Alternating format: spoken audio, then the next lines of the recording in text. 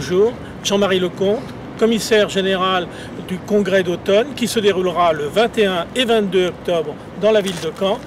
Je suis François Granier, président du club Caen-Côte de Nacre, qui sera très heureux de vous accueillir lors de votre participation à notre prochain congrès d'automne.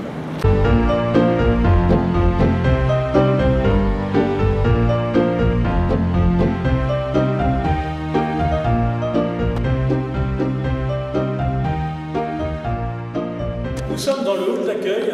François va t'expliquer comment se dérouleront l'accueil des congressistes le 22 octobre et voire le 21 octobre pour ceux qui viendront à la soirée des gouverneurs. Alors, tout le monde effectivement sera accueilli par ces portes-là. Ce hall d'accueil dans lequel on trouvera d'ailleurs 2 ou 3 stands en complément des stands qu'il y aura dans le couloir qu'on vient de voir tout à l'heure.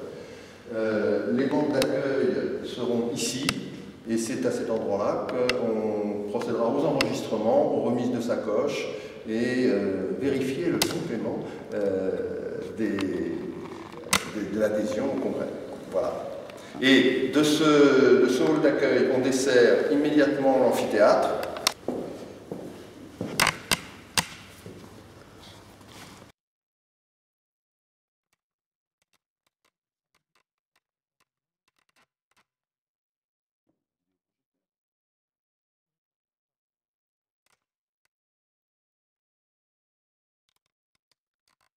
Alors, avant de passer la parole à Jean-Marie, qui va expliquer ce qui se passe ici, moi je voudrais simplement souligner l'intérêt de l'outil dans lequel on va organiser ce congrès.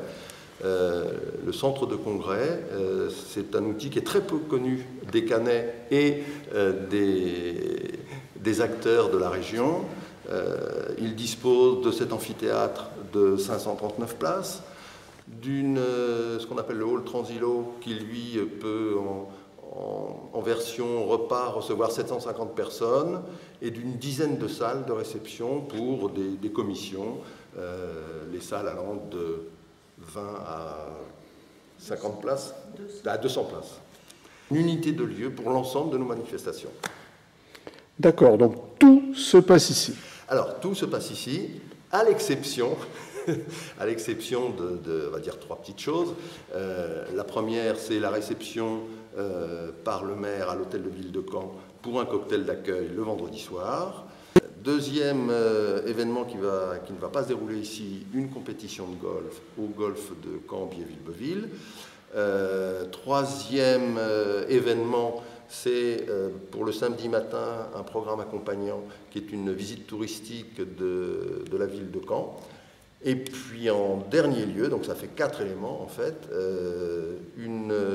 quelques places disponibles pour assister au jumping international. Financièrement, ça se passe comment tout ça? Bulletin d'inscription, bon, je te remontre un exemplaire, un bulletin d'inscription sur lequel figure participation à la soirée du gouverneur, 60 €, participation au congrès, 40 €, et pour tous ceux qui veulent participer notamment à la compétition de golf, c'est 45 €.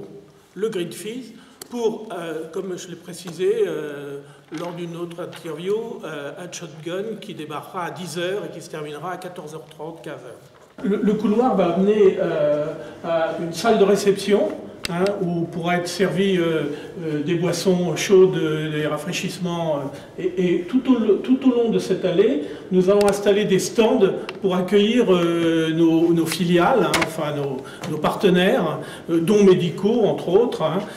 Chaque emplacement, il faut qu'on les détermine, il faut qu'on voit qu'il y ait un animateur derrière chaque stand pour présenter les actions Lions à l'intérieur des filiales.